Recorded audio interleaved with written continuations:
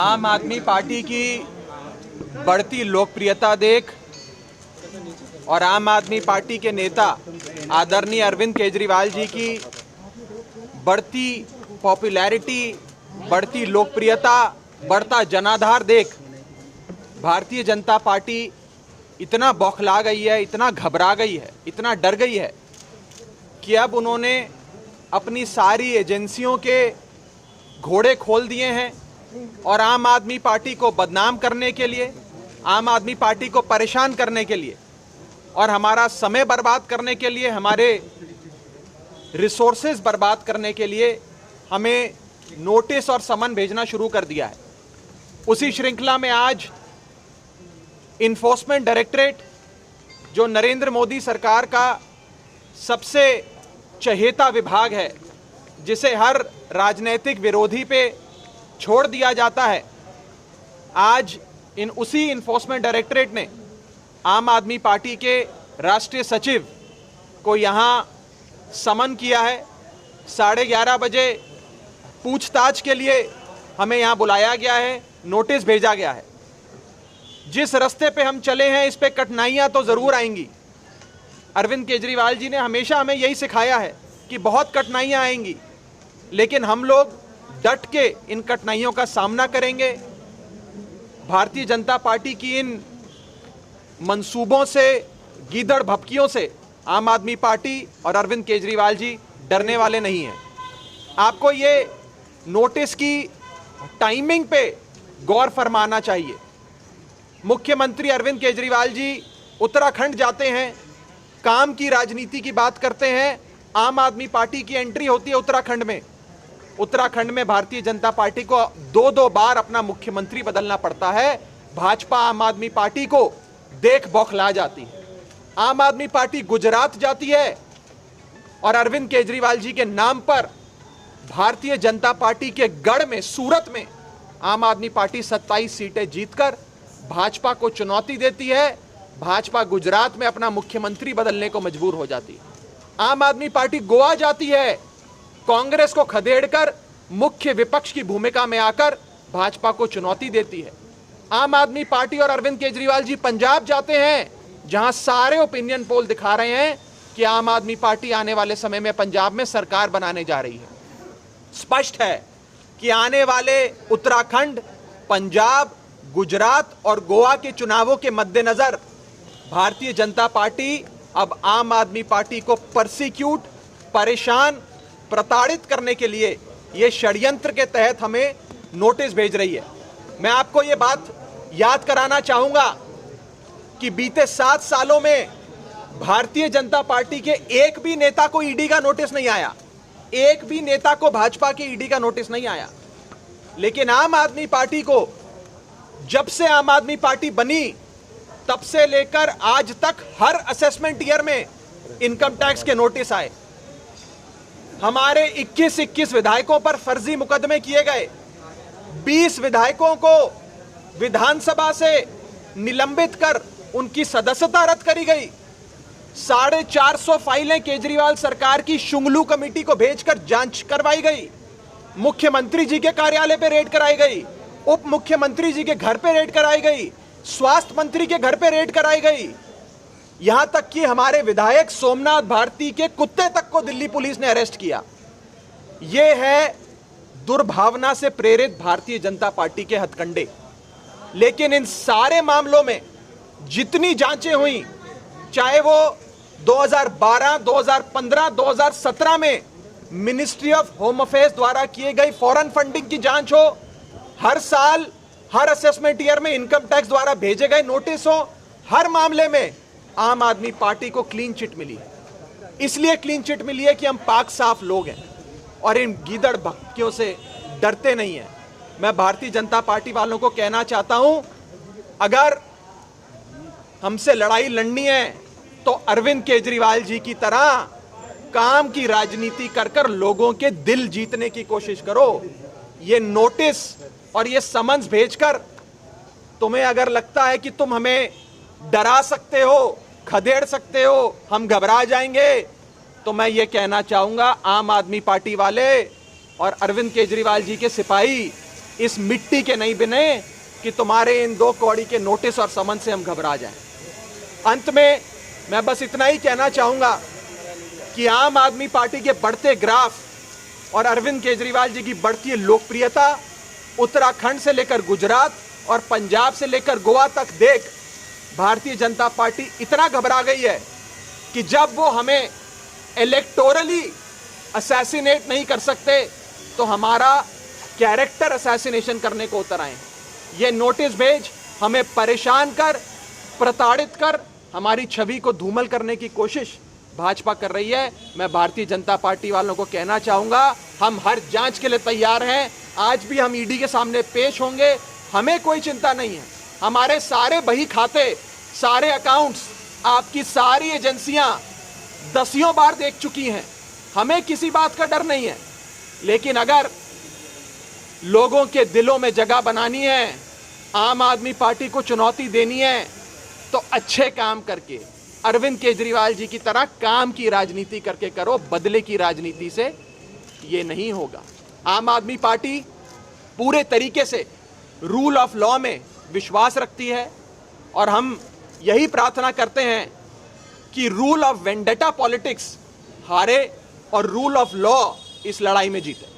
क्या नोटिस क्या था? नोटिस क्या मिला था? क्या आरोप लगे? देखिए, हमें मात्र 2 पन्ने का नोटिस भेजा गया था जिसमें इन्फोर्समेंट डायरेक्टरेट के असिस्टेंट डायरेक्टर एक अफसर हैं राजा राम मीना साहब, उन्होंने अपने हस्ताक्षर करके ये नोटिस 10 सितंबर को जारी किया था और कहा था कि 22 सितंबर को, यानी कि उस दिन से 12 दिन बाद सुबह 11:30 बजे आम आदमी पार्टी के राष्ट्रीय सचिव किसी फंडिंग के मामले में यहाँ पर आए। मामला क्या है, कौन सा मुकदमा है, कौन सी केस है, कोई एफआईआर भी है कि नहीं है, ऐसी कोई जानकारी हमारे पास नहीं है। हमें तो एक नोटिस भेजा गया कि इन्फोर्समेंट डायरेक्टरेट चाहता है कि अब आप उनकी दरबार में हाजिरी लगाएं। हमें एक लव लेटर आया नरेंद्र मोदी जी की सरकार के सबसे प्यारे, सबसे चहेते, फेवरेट एजेंसी से, तो हम उस नोटिस का पालन करने के लिए आज यहाँ ईडी दफ्तर मौजूद है। Can you say that in English, Raghav? Why are you here today? And do you believe that the notice could have some merit also? While you trash it, it may also have some merit. Look, in an unending quest to persecute the Aam Aadmi Party, every agency of the Narendra Modi government has been unleashed. This time, and in a first, Aam Aadmi Party has received summons, I would say a love letter from Narendra Modi ji's favorite agency, that is the Enforcement Directorate. I want to tell the Bharatiya Janata Party that Aam Aadmi Party and soldiers of the Arvind Kejriwal brigade don't get scared, don't get perturbed with these notices and summons. And these summons are a result, are a consequence of Aam Aadmi Party's growing popularity and Arvind Kejriwal's growing popularity across the country. Arvind Kejriwal ji enters the political scene of Uttarakhand and you see that the Bharatiya Janata Party is compelled to replace its chief ministers on more than one occasion. Mr. Kejriwal enters the electoral politics of Gujarat, defeats Bharatiya Janata Party in its fortress, that is Surat, and wins 27 seats. Subsequently, the Bharatiya Janata Party is compelled to remove its chief minister in Gujarat. Aam Aadmi Party goes to Goa, decimates Congress, emerges as the principal opposition to BJP. BJP stands rattled. Aam Aadmi Party goes to Punjab, and every opinion poll, every survey done in this country is showing that Aam Aadmi Party is likely to form a government in Punjab with a thumping majority. The growing popularity of Aam Aadmi Party and Arvind Kejriwal has resulted in these love letters, these summons, these notices from Modi government's agencies. Let me tell you that these notices, summons, raids are not going to deter us.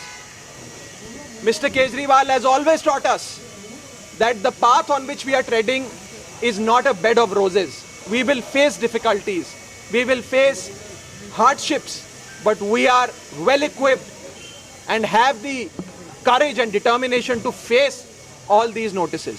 Aam Aadmi Party believes in the rule of law, and we hope that rule of law prevails over the rule of vendetta politics. These political revenge-seeking departments, like the Enforcement Directorate, that have been unleashed on the Aam Aadmi Party, will not be successful in their attempts. We are here to fully cooperate with them. But we also must understand that this is not a legal notice, this is a political notice. And BJP's strategy is that if you can't electorally assassinate the Aam Aadmi Party, character assassinate the Aam Aadmi Party. This is their mantra, and therefore these political revenge-seeking departments like the Enforcement Directorate have been unleashed on us. Today, I stand in front of the Enforcement Directorate office as the National Secretary of our party is here to appear before the ED. We will most certainly cooperate with the agencies. And let me tell you that all these agencies have over the last 8 years looked into every books of accounts of the Aam Aadmi Party. Not even a single year, not even a single assessment year has passed by when we haven't received assessment notices from the income tax. CBI has raided the Honorable Chief Minister, the Deputy Chief Minister, the Health Minister. Aam Aadmi Party's 21 MLAs were booked under fabricated cases and arrested. 20 of our MLAs were disqualified from the assembly, and Shunglu committee was incorporated to look into 450 administrative files of the Kejriwal government. All these summons, notices, audits, etc. have happened, inquiries have happened. And in each inquiry, Aam Aadmi Party and Aam Aadmi Party's government has received a clean chit. It is because we are pure, it is because we are upright, it is because we are committed to the welfare of people and the betterment of this country. Let me in conclusion say this, that these attempts at vendetta politics will be futile, and we appeal to the BJP that if you feel so threatened by the Aam Aadmi Party and Arvind Kejriwal, try and fight us in the political battlefield. Try to win the hearts of people like Mr. Kejriwal has won the hearts of people. Don't try to intimidate us using these agencies and sending us these summons and notices. Would you say that you're completely innocent in this case, pending investigation? First of all, literally, and I say this with full responsibility, literally every penny that the Aam Aadmi Party has received since its incorporation, in fact prior to its incorporation, has been checked multiple times by multiple agencies, from the UPA government to the NDA government, and not an iota of any wrongdoing was ever identified. It's because we run an upright party with an absolutely upright man as our chief with unimpeachable integrity.